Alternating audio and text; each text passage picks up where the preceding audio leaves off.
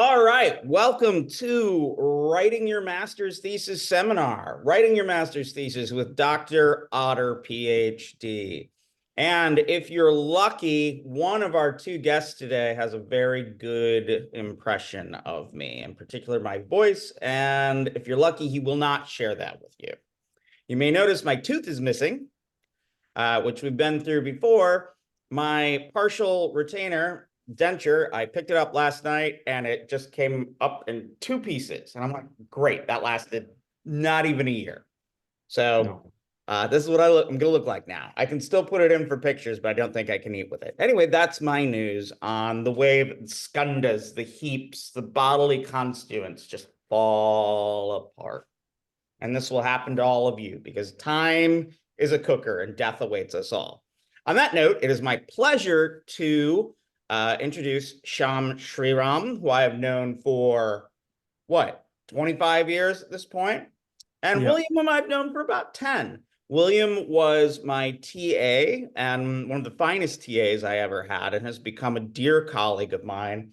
And also to some degree, despite me being sort of the elder student, taking him under my wing, I consider William my near peer mentor and my absolute colleague. And I really try to get a lot of my materials when I write to William to take a look at them.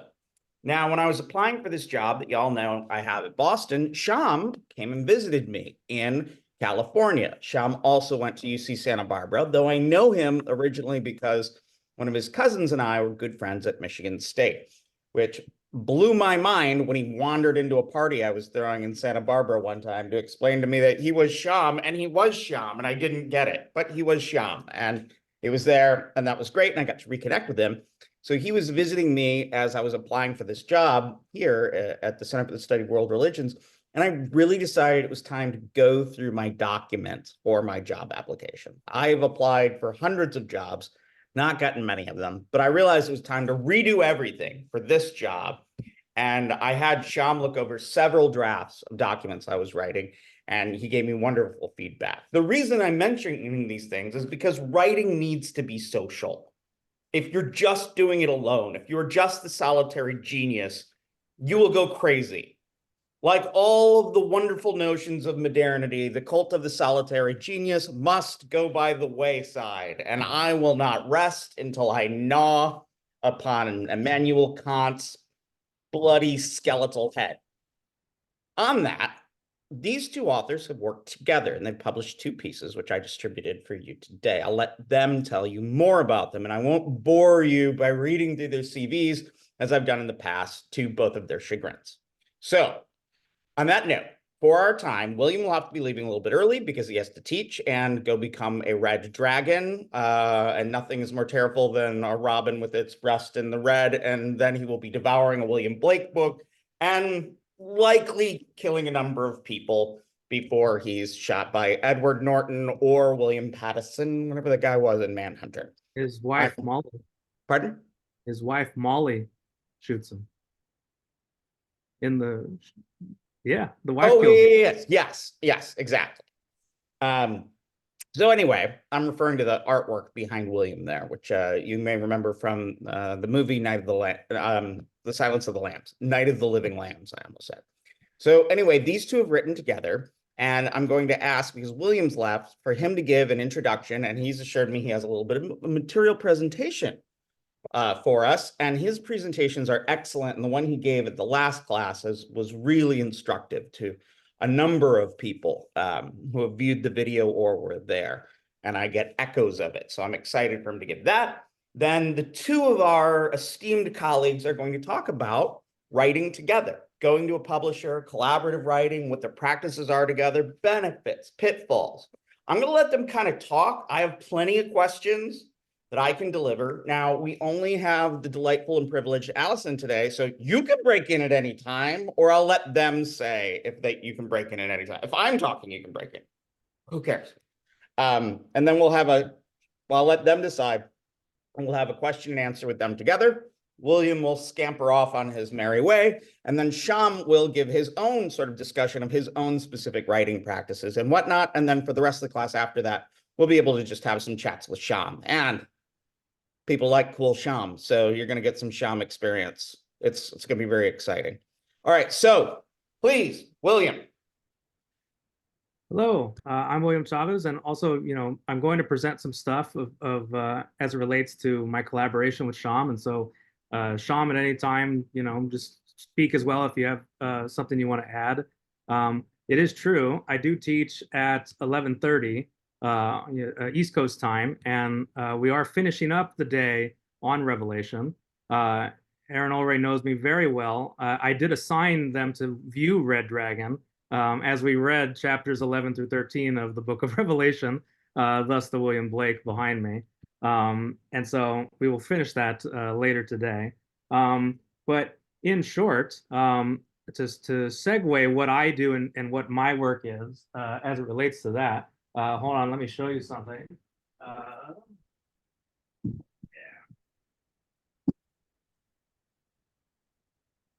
It would be fun if I never came back. This is the Kingstone Bible. It is a 1 in 3 volumes graphic adaptation of the entire Bible of New Testament and Old. I have the third one because I don't know if you will see. This is the Jesus on his white horse with a sword coming out of his mouth, ripped with a crown. This is not the gospel Jesus you may know. This is the one that appears. That's the Kulki Jesus. That's the one in Revelation, right? And so, the beast that will be released from his prison and everything like that. There's a lot of really gnarly, fun images in this text. Published in Leesburg, Florida, I recently learned, which is where I'm at now. Not in Leesburg, but I am in the state of Florida at Stetson University. Eventually, I will want to make my way over and interview the fine people that have published this here volume. Hold on, where is the main one that I like showing? I will likely not find it because I didn't think of it until just now. But in short, I study material culture. I study pop culture. I'm very interested in having not just the text, which is a really big thing of what's going on in religious studies. There are other ways in which we gather data and information through ethnography, through history and primary sources and so forth.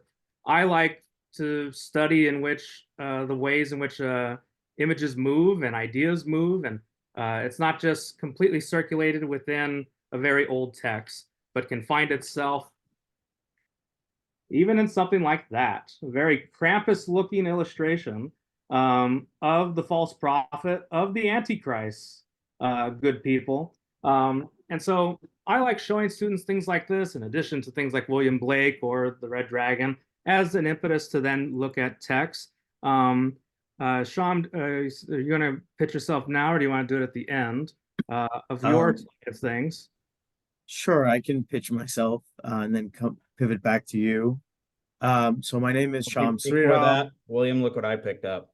Oh my God. The novelization. And it's by Gordon McGill. So I'm excited to see the difference. That's my favorite Omen film. I was showing William the novelization of the movie The Final Conflict, which is about the last days of Earth with the Antichrist arisen. And a young Sam Neill is the Antichrist, and he's pretty great. Thankfully, Shyam does not have to care about any of those things. He is spared. But Shyam, please tell us about your work. I mean, I'm only spared to a degree because William is the person who actually got me hooked onto horror films. Because for years I wasn't into it. Yeah, so my name is Shyam Sriram. I'm an assistant professor of political science. I'm not primarily a religious studies scholar at Canisius University, which is in Buffalo, New York. Buffalo, as predicted, was 29 degrees this morning. And that is not fun because spring has sprung everywhere except here. How do I know? Yeah, so, to tie into what Aaron said at the beginning, one of my oldest friends, not my cousin, but he may as well be, his name is Arun, and Arun is like Aaron's Indian nom de guerre. And they were roommates at Michigan State, and I met Aaron in like 1998 or so. And then William was actually my roommate for 1 year at UC Santa Barbara when we lived in graduate housing. our interests have kind of aligned on a lot of different things. I'll just quickly share before I pivot back to William and he talks a little bit about our research idea that one of the things I want to talk about later is kind of about how I organize my writing and how I organize my projects and kind of like folders and a whole system I have of moving things from idea to conference form to journal form to R&R. I have a whole thing in place.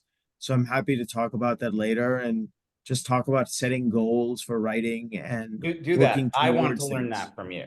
I Sure. want to learn that from you. Sure. All right. Dr. Chavez, back to you. Yes, thank you. So, real quick, to pair us of what got us to working collaboratively. In 2015, I saw Mad Max Fury Road 5 times in the theater. It was just cinematic excellence to me, and couldn't get enough of it. And a few of those times, I also saw with Shyam, at least 2 of them. There you go. And I was not, a huge Mad Max fan prior to that. And it sort of got me into wanting to revisit some of the old ones and really appreciating how much Mad Max contributes to the aesthetic of the post-apocalyptic, setting. And so I already forget the name of it, but the newest one that's coming out, that's basically like Guardians of the Galaxy with Mad Max in space. Yes, I already forgot. Furiosa. Furiosa? No, so Furiosa is another one that is directly, Oh, from okay, Miller. yeah. But Yes, yes, you told me, yeah. it's I forget what it is, but like Jamie Lee Curtis is in it and Jack Black is in it, and look it up later. But the art design of it is totally Mad Max, and Aaron loves sending me wonderfully exploitative, 80s and 90s like rip-offs of just guys in chrome and leather and S&M or queer imagery, etc. Borderlands, thank you, is what it's called. But that becomes such an aesthetic for what is a post-apocalyptic mindset, where you can instantly recognize, where Mad Max falls within that history of an entire art form. In the same way that Gothic has become its own art form, so has the post-apocalyptic setting, a la Mad Max. And so Shyam found it was a conference in the UK, which was a chore. Both of us, I think, were in. Well, I was in California. You might have been in Oregon or Washington. I was in Indiana and the conference met Indiana. at like 4 a.m. my time Yes. and 2 Yes. a.m. his time or 1 Yes. a.m. It was really dumb, but we did it for, scholarship. And so it was like a wonderful impetus that it was looking at video games in the apocalypse. And he was like, hey, I think we could write something on this. And I was like, okay, or not even the apocalypse, video games and religion, I think. And I had originally pitched some ideas. I do have a class on religion and video games. I think I had originally pitched something like Doom, or something to that effect.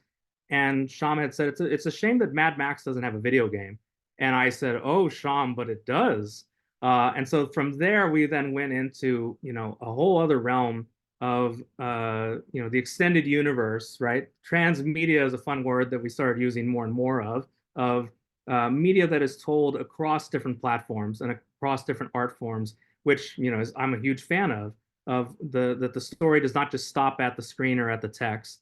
But let me break in on you on a split second here for all of us. I just recently discovered that the word trans or the prefix trans comes from the Indo-European root terre or ter, and that is the same Indo-European root ter becomes trans, meaning to go over or to cross over. That becomes the Sanskrit root tri, to cross as in a river, which becomes a tirtha, a crossing place or religion, and from which we also get avatar, of a tree, one who has crossed downward.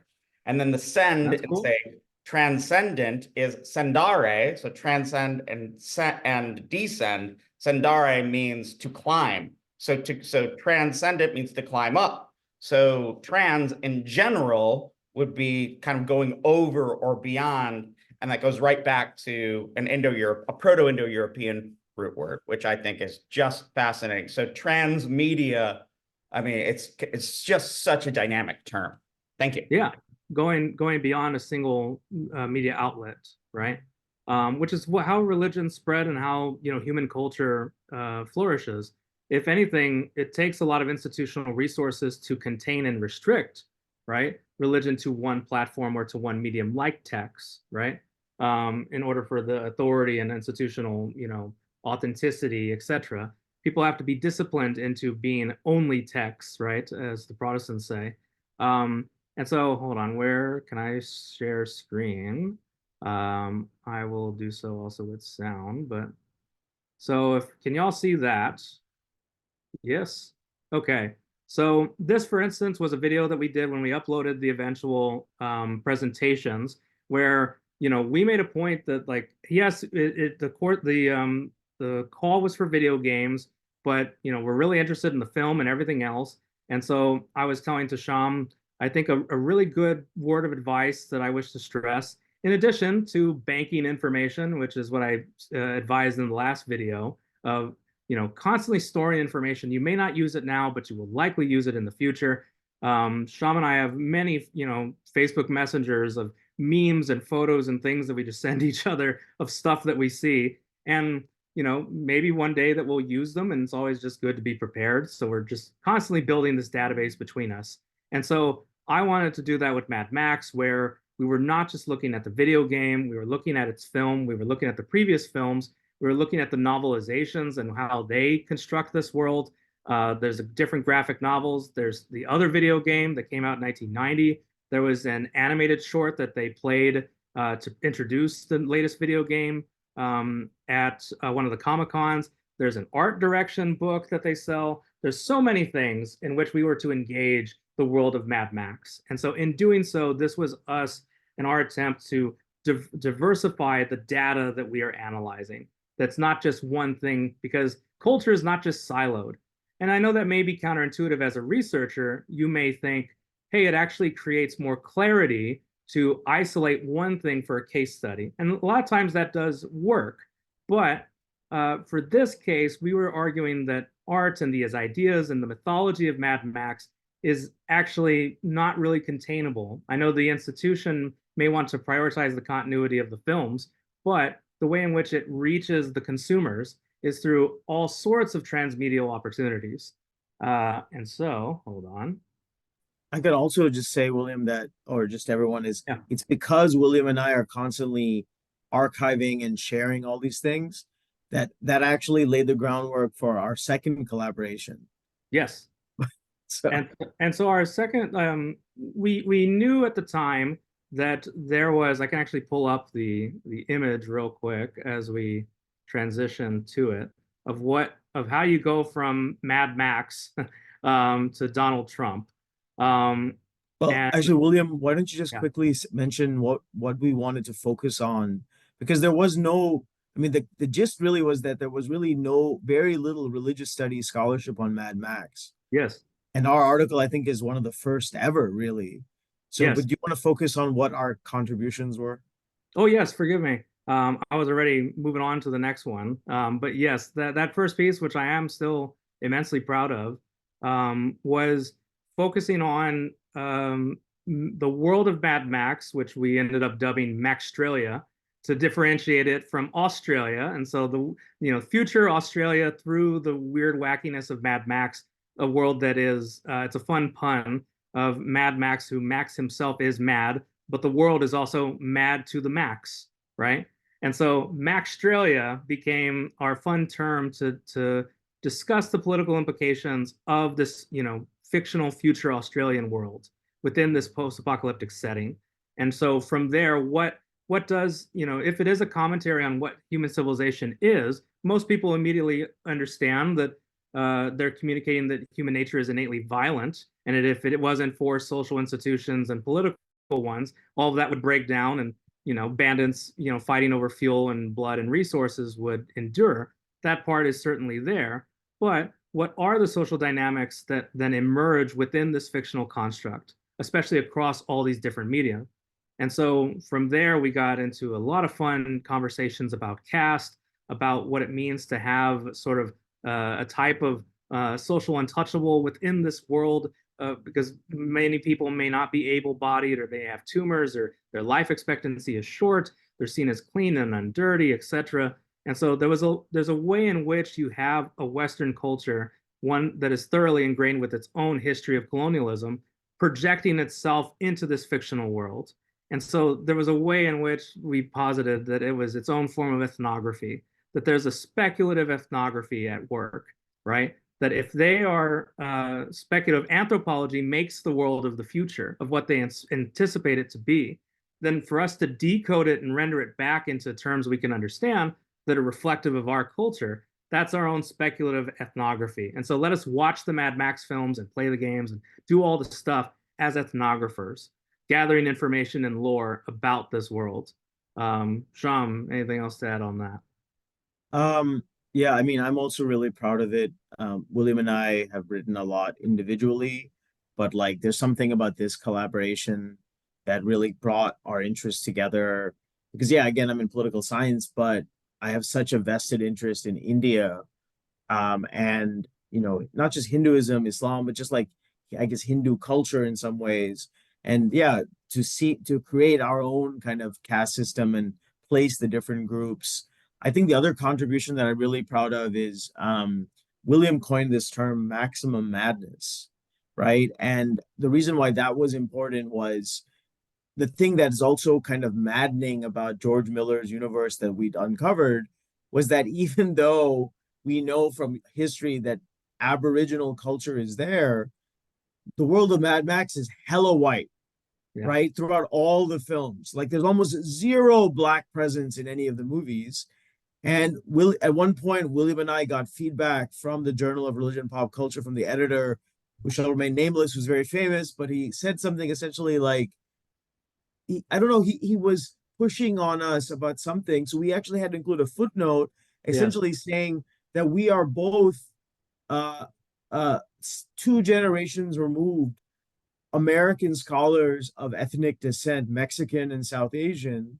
And we felt it was really important to emphasize the racial aspect of this.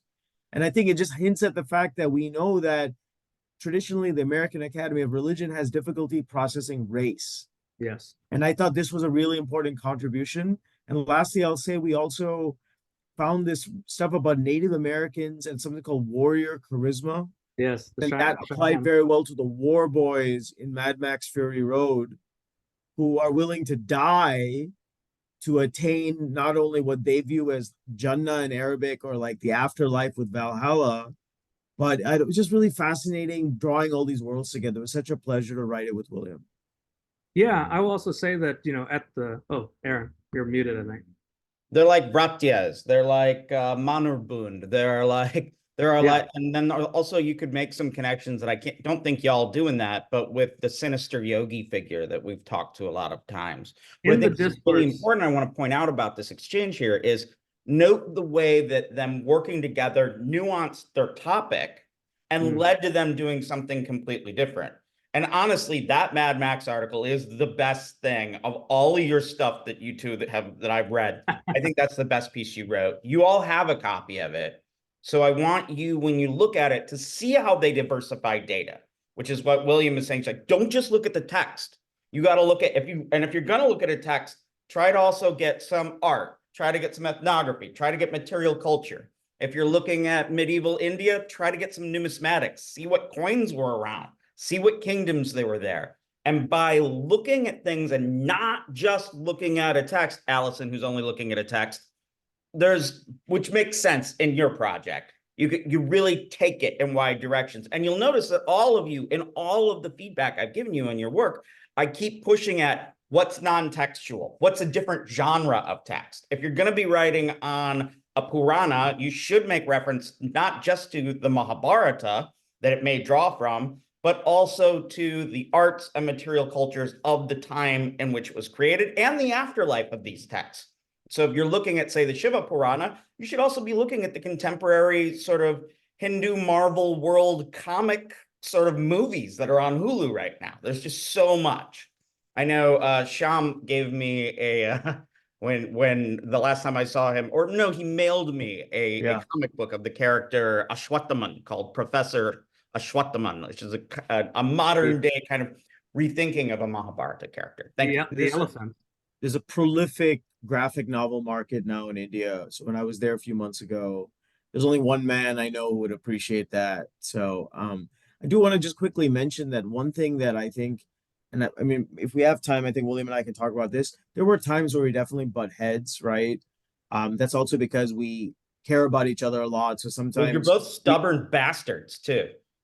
well, I think you have to be to I get a think I'm PhD more. Shyam is really nice and sweet. Okay, all right. But I was gonna say this is a good example though, Allison and whoever else is gonna watch this. This is a good example of when collaborators come from different disciplines but work together well. I mean, it's not like completely foreign. Like my PhD is in political science, but I took 8 seminars in religious studies at UCSB. I just didn't get a master's, but I actually liked religious studies more than my own department because it was so interdisciplinary. But I'm just saying is I think what we did was we kind of gave each other different topics and then we just like worked on it individually. And then when we had these frequent meetings, sometimes going 1 hour or longer, and that's where I was like, hey, I found this stuff on Warrior Charisma. Hey, I found this stuff on this. And we brought it together. And the only thing that sucked is how like the word, I mean, we all of these things require a word limit, although we were Yeah. really constrained by the word limit on the second one. Oh yeah. But that really brings the ideas together. So collaborative research can work well, sometimes with different disciplines, if you have a respect for each other. If the respect is lacking, then that goes to pieces, right? So I think it also helps when you know that you're with someone that's very reliable. And so, I'm not engaged too much in the world of political science. I know of it through American politics as an American scholar, but there were several times where I could, instantly rely on Shyam to say, like when we were writing or exchanging messages, Shyam, is there something written on X, Y, and Z? I imagine it has to be. I imagine it's there. Can you work your magic and try and find it? And either he knew of it instantly, or he could instantly find it, shortly thereafter.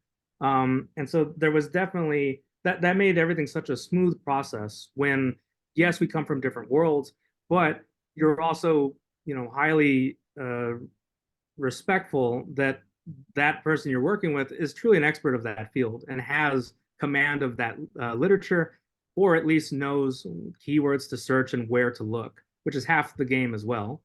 If I'll transition to the second one, hold on, where is, so we knew when writing the original piece of this image, if y'all can see.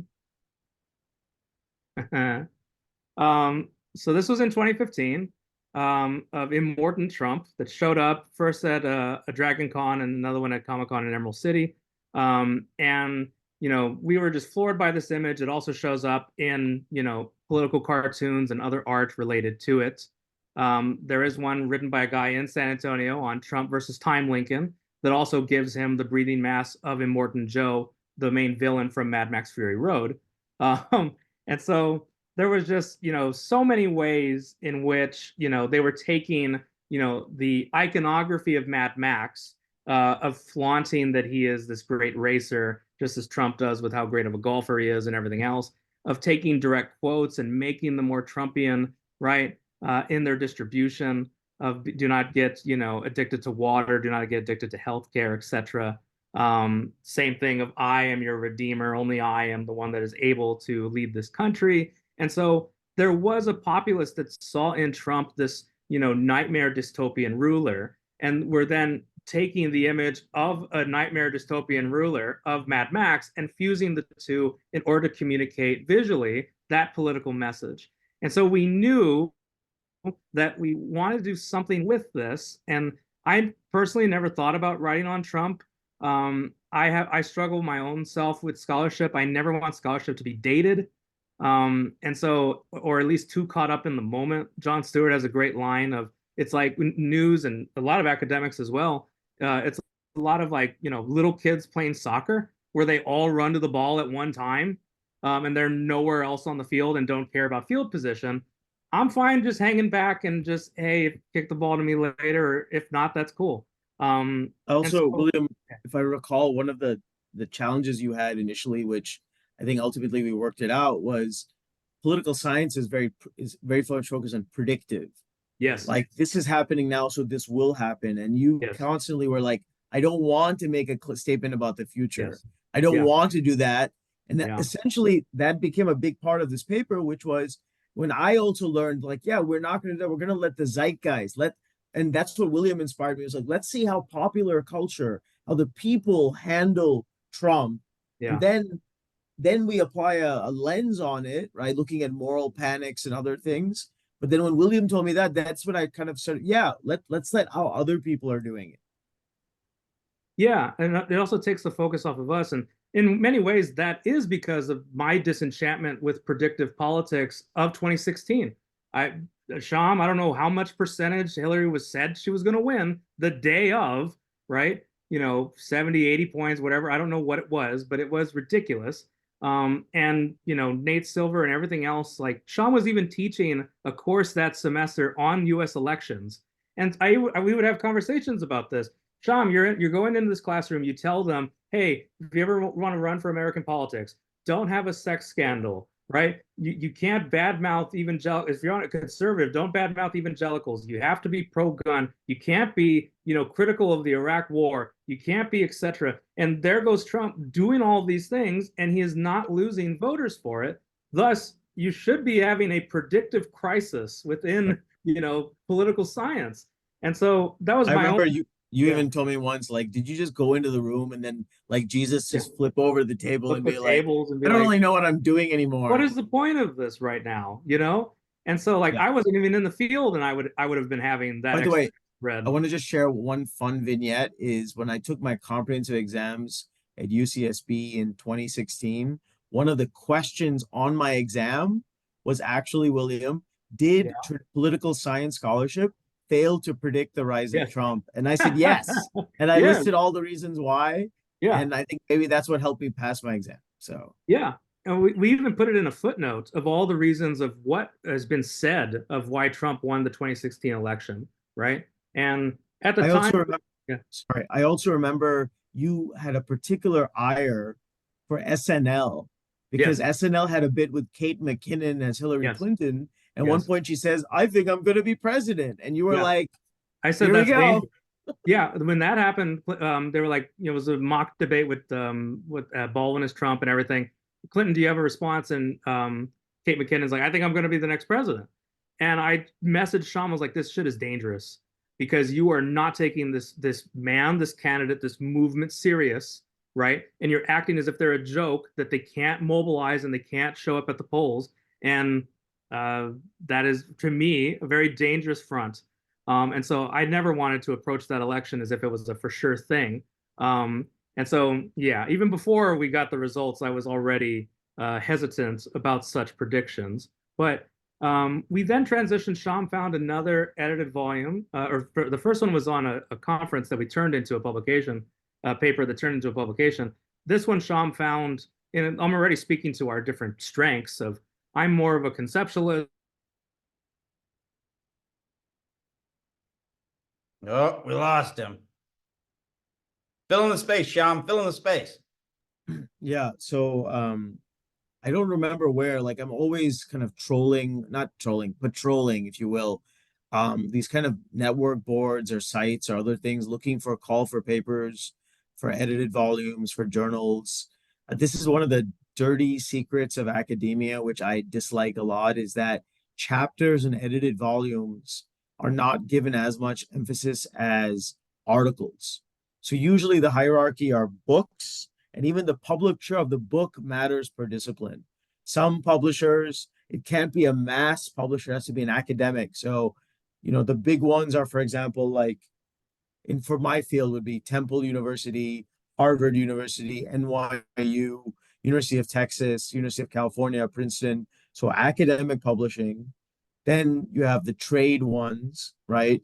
Then journal articles, then chapters and edited volumes. And Allison, like, look, I love being a professor, but there's a lot of dangers of academia, and one of them is again this kind of caste hierarchy, if you will, about publications. So what happened was, yeah, from this edited volume, it was called Visual Trumpisms, and it actually came from two art professors, one at Virginia Tech, one at Ball State in Indiana. Ball State's most famous alumnus is David Letterman. Okay. Yeah. And also Bob Ross There's a Bob Ross Museum in Muncie, Indiana. I should mention that. And I'll transition back to William. Sorry, I don't know how much of it you heard, but thank you, Shyam, for filling in. But yeah, we spoke to each other's strengths on what to do and where to find things and where our best efforts could go. And the call was on, which was exactly what I wanted it to be. It was on the fandom and the digital movement of Trump, which was great for me in terms of like, great, more data, you know, of new fun data that we can look at, and this whole wave of how people caricature Trump, right? And just one second.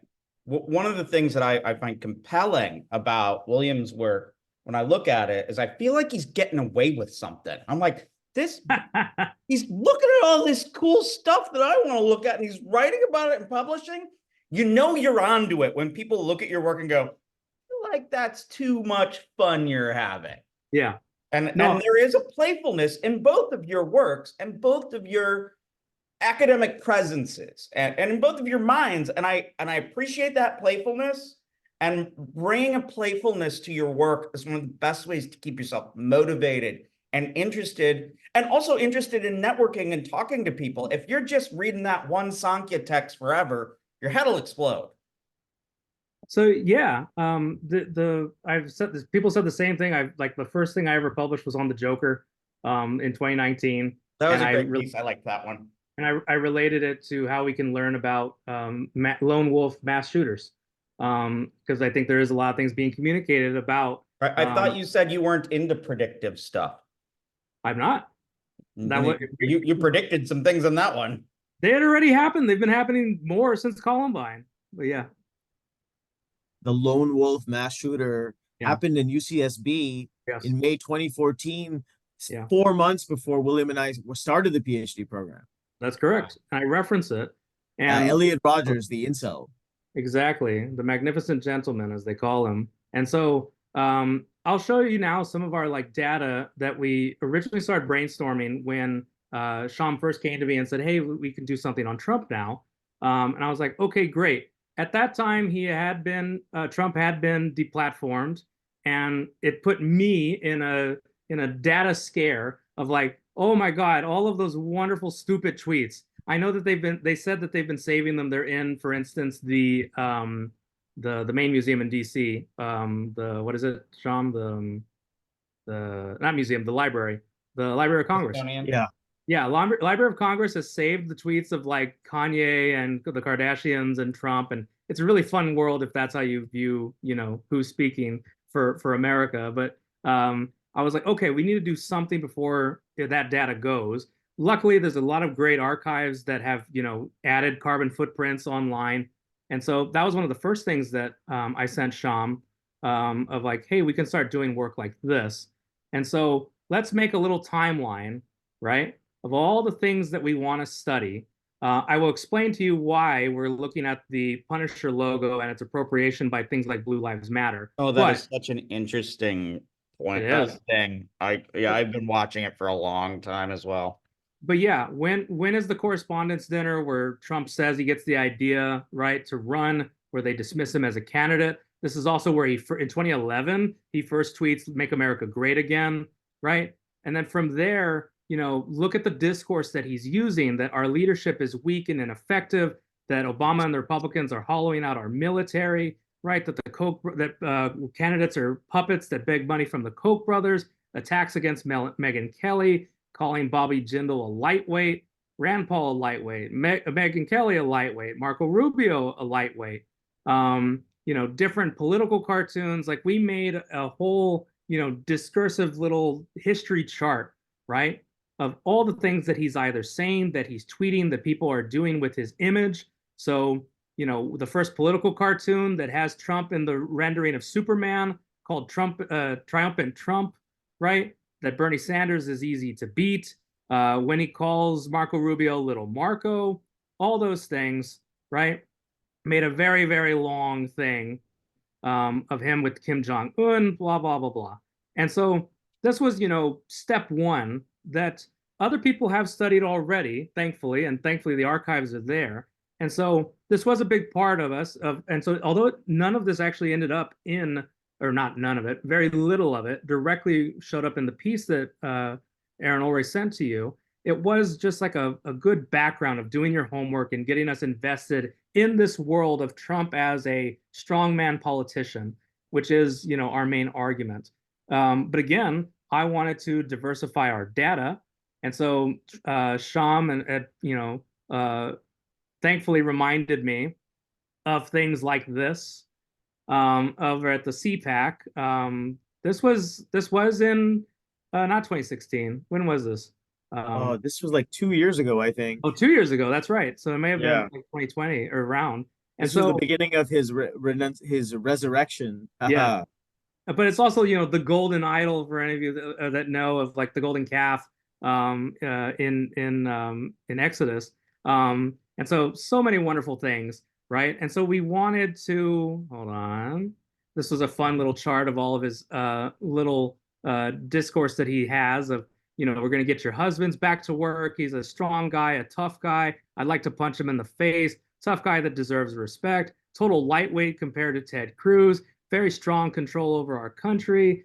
Too soft, puppets, little Marco, will destroy the state, always seems to be crying. Don't let it dominate you. Don't be afraid of it. Nervous Nancy. All this stuff was, fun, the getting ourselves in the world of Trump, right? Of weak and low energy, weak like a baby, mini Mike, no strength or stamina, etc. But again, since this was digital Trumpism, Trump himself tweets things like this, along with other ones of him playing golf or him at WrestleMania.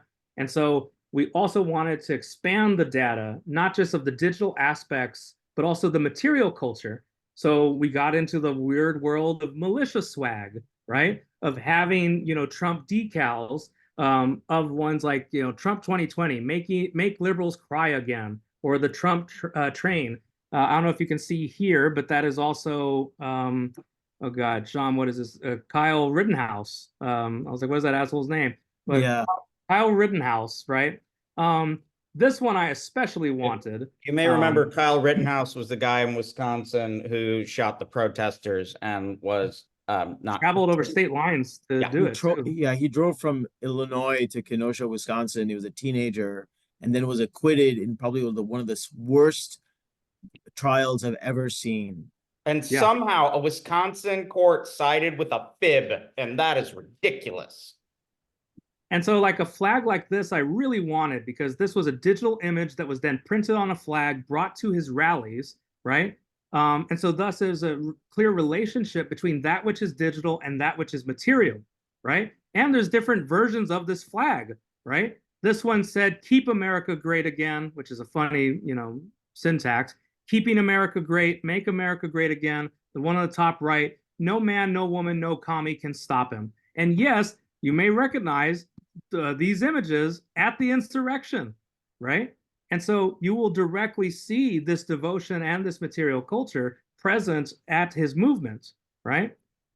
Cue another parallel of like people appropriating the Joker makeup for Obama, if you remember those images, or the latest one with Joaquin Phoenix at different, that image being found at protests, along with like the V for Vendetta mask, things like that.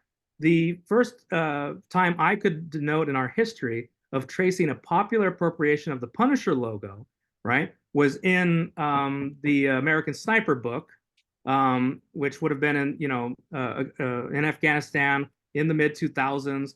Since then, been appropriated by Blue Lives Matter and Thin Blue Line, police departments, right, as well as different decals, of which we can then find, and all other ones have also the distinctive Trump, right? And so you have where the hair becomes a brand, where the flag becomes a brand, where that Punisher logo becomes a brand for the populace to make sense of, for them to appropriate. And thus, you don't just need to study the elite discourse, but also study what people on the ground are doing, both online, but also in person. And yes, that image is also found at the insurrection, right? And so from there, we then explored even more of other political cartoons, like the ones we found of Immortan Trump. This one, he's not even on it. It's just his name, but it's using, the signifier of the alien that is laying this like vile being inside of America and keeping it as its host.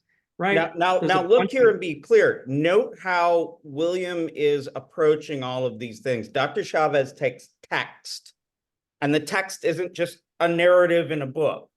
He's able to read and show these texts in all sorts of different media and not even set up a hierarchy, yes. showing how they're all interconnected as culture, pushing us once again to not be so damn bookish. To use the nerdy term of it, I'll even go like this when I say it. To those of you that ever read Deleuze and Guattari, don't be the aberrant.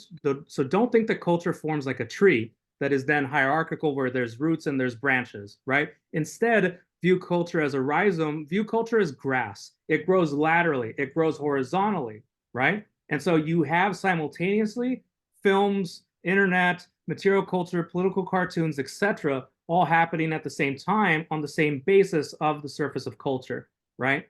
And it's the only time you will get into hierarchy is based on distribution or institutional authority, funding, maybe things like that. But you need to track where these ideas are going. There's also pro-Trump political cartoons, which we for sure wanted to include, of ones that are, again, engaging this hyper-masculine persona of him as a savior, right? That even those that are on negative Trump ads or negative Trump cartoons will still render him as powerful and imposing. There are many others that will ingratiate him in different ways. This one on the bottom is a knightly, kingly Trump, with different prominent liberals and Democratic politicians behind bars and him having the keys. This was on a Vice video that I had seen, and again, just bank it as information, because this was something that somebody created with their own discourse of Trump playing 5D chess and so forth, that they, were wheeling around attached to their car or their truck. William, could you define banking in 3 sentences? Yes. I use banking as the storing of information, especially research data, in ways that you are not currently using for some research project. I don't know how you see writing and see researching. I'm going to sit down and I'm going to research. No, research never stops. When you encounter something, a book, a phrase, any piece of data in the world through digital media, store it somewhere as a database for you to then make use of it later. And so it's sort of breaking the confines of, I'm in research mode now. You're not, you're just living your life. But especially if you engage culture, and I kind of cheat with this because I study contemporary life. I don't know in your life how you're going to come across Puranic texts unless you're reading it. Okay, wait. So Here's an example I came up with just recently. I'm doing this deep dive on the Bhagavad Gita, and then I've been listening to a lot of Mojo Nixon, the musician who just recently died, and I noticed he has 2 songs I've always liked. One is "Are You Drinking With Me, Jesus?" and the other one is "Elvis Is Everywhere." But they really depict the shift of Neo-Sankhya and turning the Purusha as Krishna into all things and all people. Suddenly, if you replace Jesus with Shiva and "Are You Drinking With Me, Jesus?" or "Elvis is everywhere," and say Krishna is everywhere, suddenly these concepts click in a way because you're drawing a parallel. And they're completely different cultures, but sometimes ideas resonate with one another in a point that's productive. And I would argue the key in making these connections is not that they're novel or that they're even connected per se. It's that they're productive. And absolutely, much of what these two are worked on, what you read, is just doing very productive work, taking things you wouldn't think, put them together, and teaching you something. But and just to add to what William said, I think, Aaron, I think you can appreciate this because 3 of us all have a PhD from the same school. Is one of the things I appreciate about UCSB was an emphasis on interdisciplinary learning. yeah. I mean, William and I, and I'm sure Aaron also, just read hundreds of books in grad school, always going to the library, had these huge lists of piles of books, always reading, always storing my notes in a very specific way. So then even today, I'm writing an article for a conference. I'm pulling up something from a seminar I took with Rudy Busto, who was our professor at UCSB from like 8 years ago. I'm using it for an article I'm writing now because I stored it. So banking is essential for academic writing. You never use everything right away, but that's the beauty. You have to keep it somewhere. You just have to, these days, typing is the way to go. I know previous generation write everything up by hand or whatever, you got to store it somewhere because, and then what's really surprising is you forget that you read something, you forget, and then you find you were like, oh yeah, I did read that. I have all my notes. So yeah, banking is key. So again, yeah, and I don't know if obviously that was way more than 3 sentences, but in short, reimagine what it means to be productive as a writer and as a researcher, and note that you don't necessarily need to sit down and be in a zone where you are now creating something, and instead you can just pick up pieces along the way and store them in some sort of data specific way, and then go and dust it off the shelf and see, is it ready for dissemination? Because that's where, especially in this age, it's so easy, not easy, but there's so many outlets of which to disseminate ideas. Will it be in class? Will it be in a conference paper? Will it be in an assignment for class? Will it be in a publication? Will it be in a book, an online thing, a blog, a book review, all sorts of things? And so, you may be keeping track. Oh yeah, Aaron. Notice that valuable twist. He's not saying publishing, he's saying dissemination. He's saying disseminating. That is such a productive twist. And I really like the way you phrased that.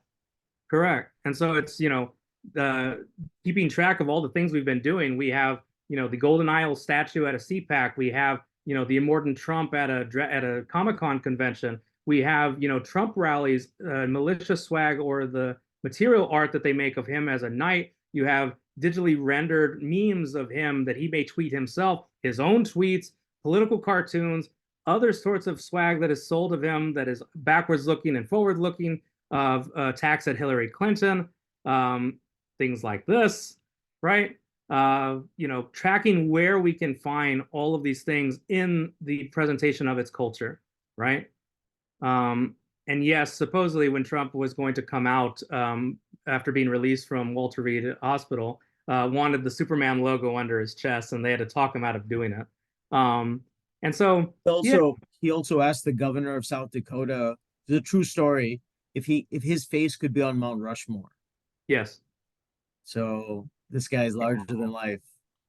So all that to say that we come together, we're looking for diverse materials, and we are storytellers at the end of the day.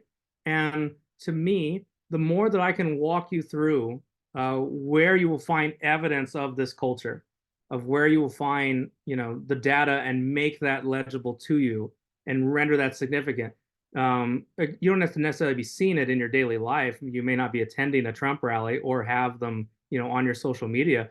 I think, Shyam, I don't know where you get them, but I'm from Texas, so I still have, part of the reason I still enjoy Facebook so much is, I have these friend circles, and to keep me out of the bubble, I keep so many of these people that I clearly differ with me politically, because I want to know what memes are they sharing, what discourse are they sharing, what videos, what news outlets, like keeping don't be siloed from the information within the digital age.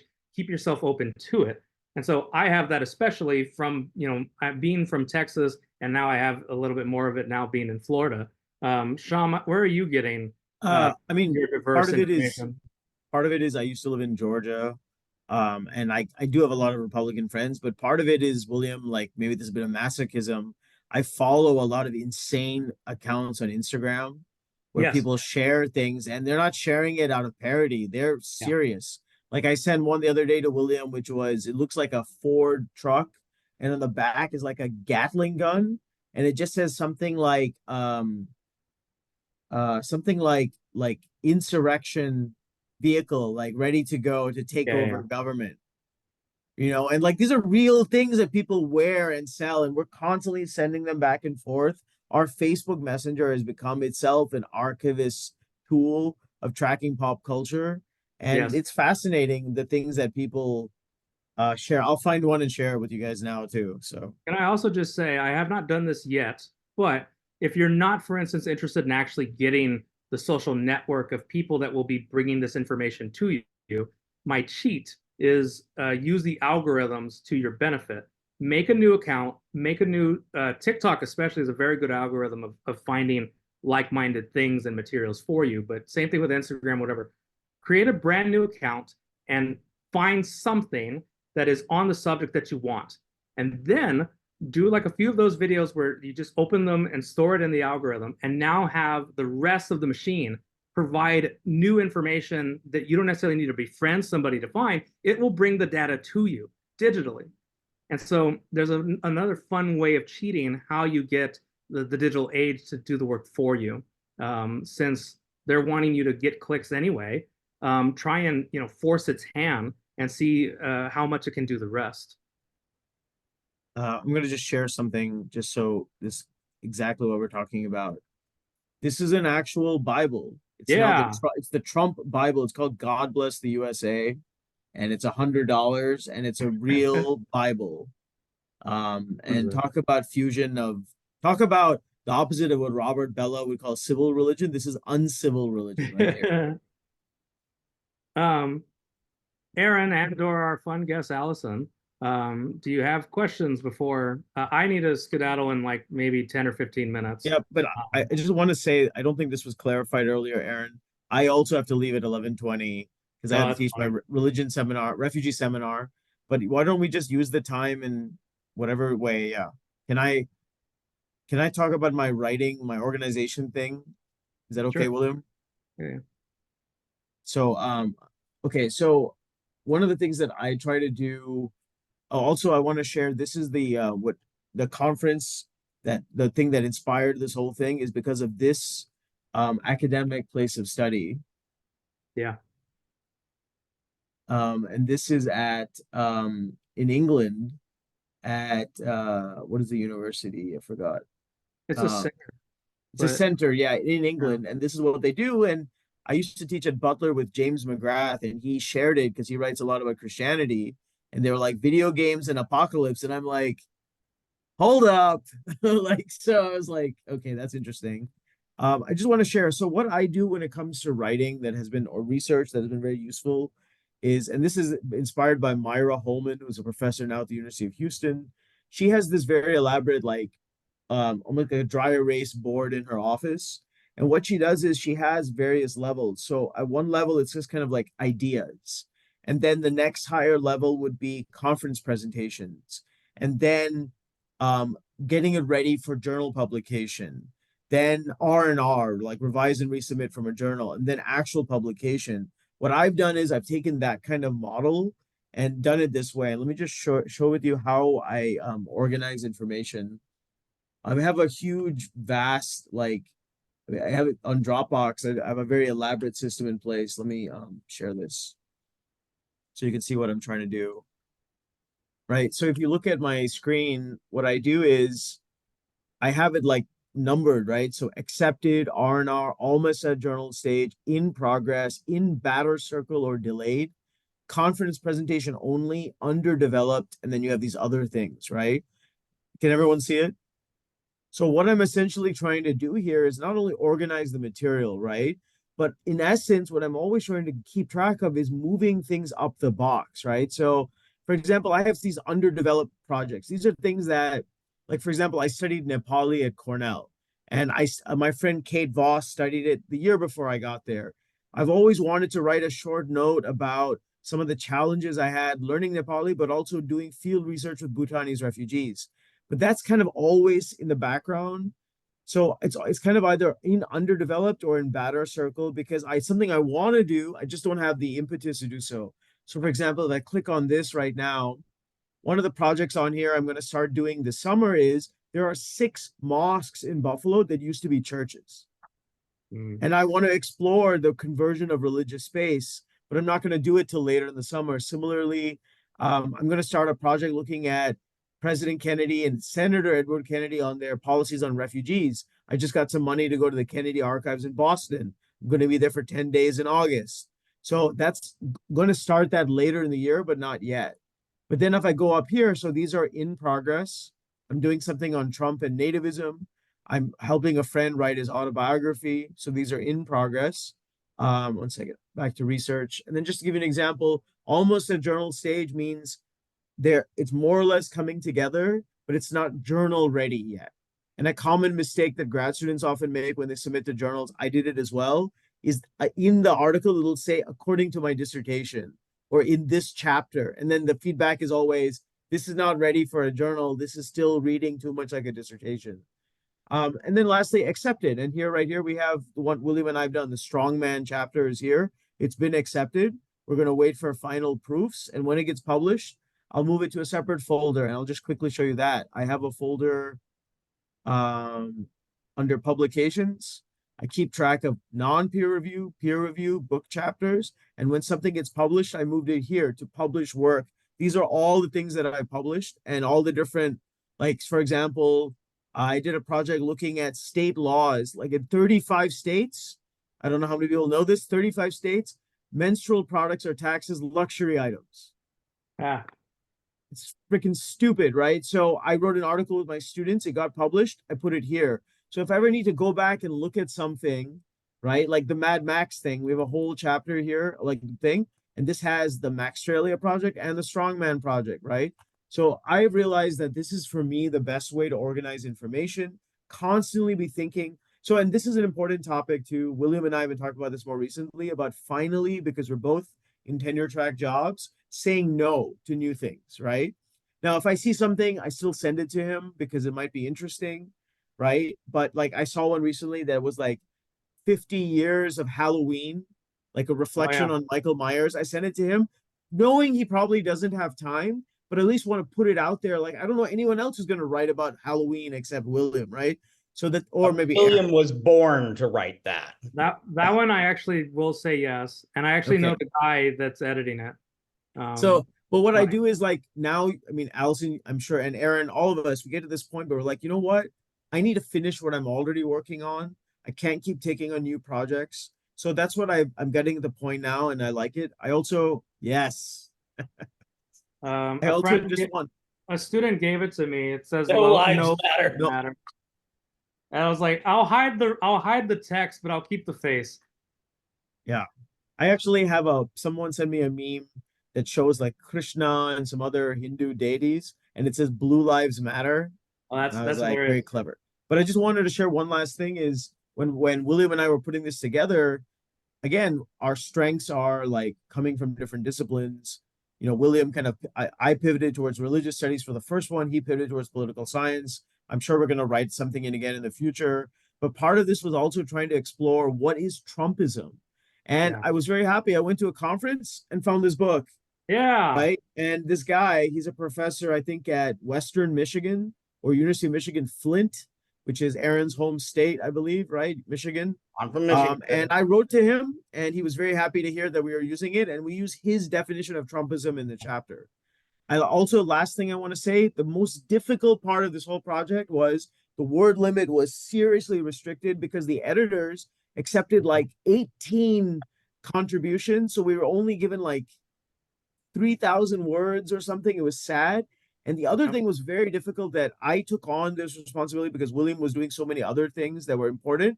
I took on the responsibility of getting permission for the pictures. Yes. And I have to tell you, this was nuts.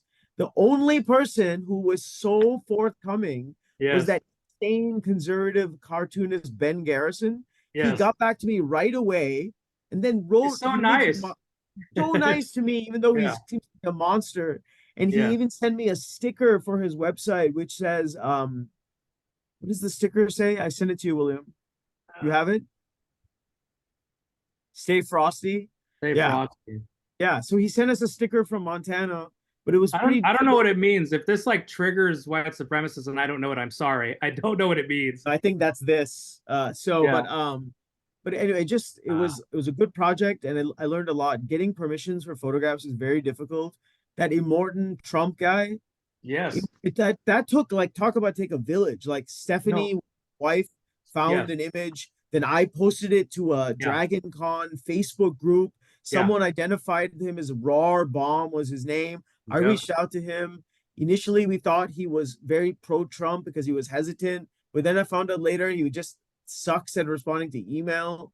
It just took a lot of effort. But trying to track down, hold on 1 second though. I'd like to acknowledge that our partners are involved in all of our work, and I know William's wife Stephanie puts a lot of time and energy into William's research, and also tolerates him, and also has an incredible policy where if he makes her watch something too horrible as a horror movie, she rates the amount of romantic comedy she gets to watch to balance it out.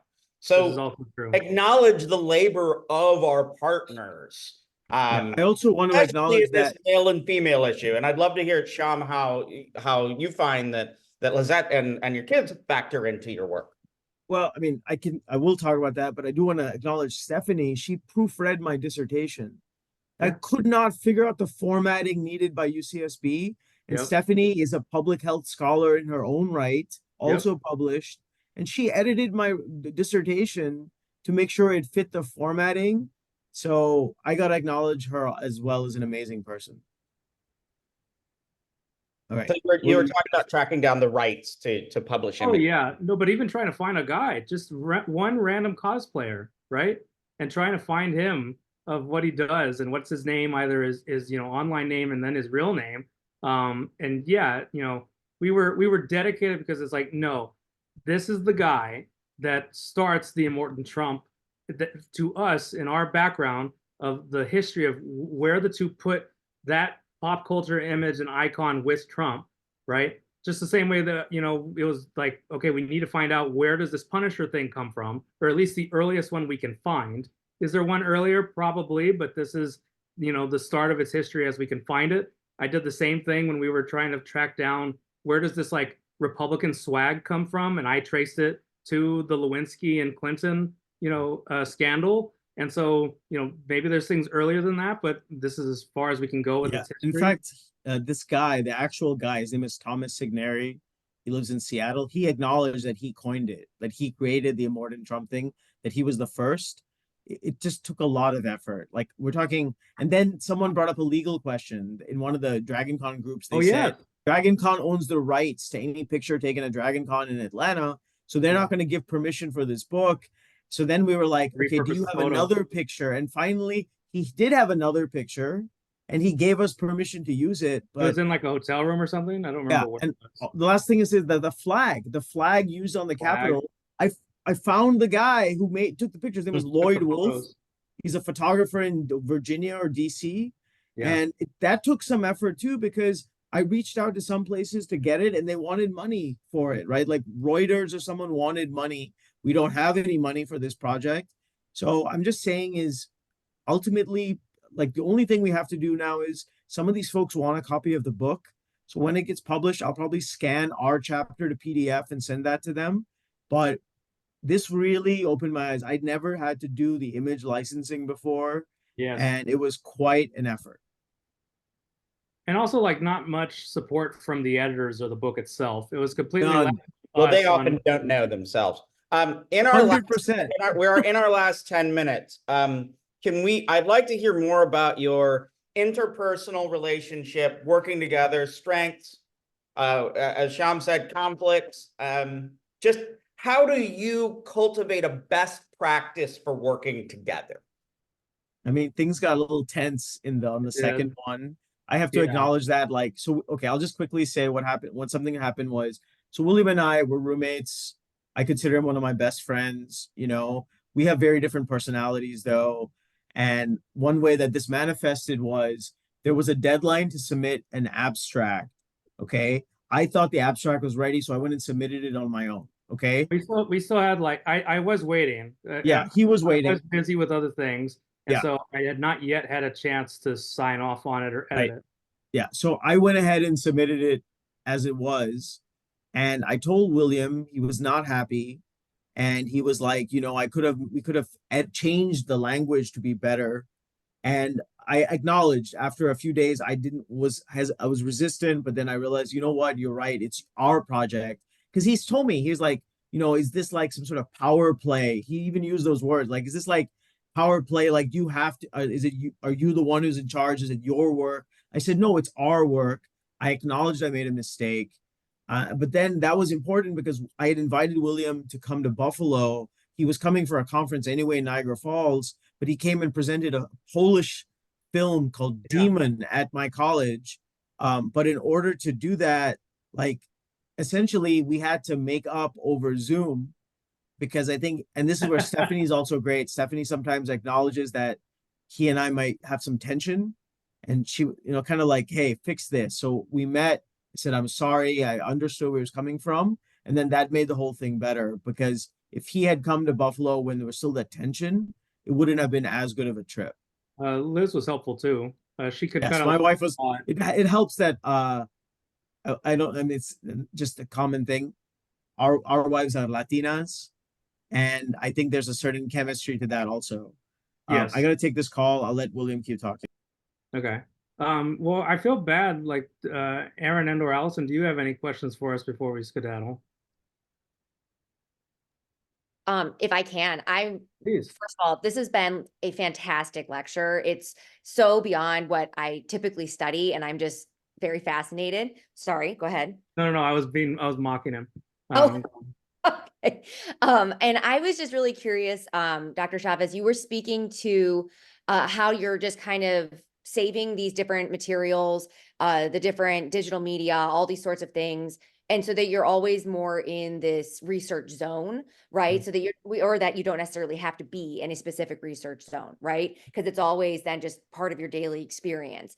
But then I'm wondering, what does it look like when you are specifically researching? What kinds of practices do you do? How do you then, do you have that specific set time when you're researching and compiling your information and your data?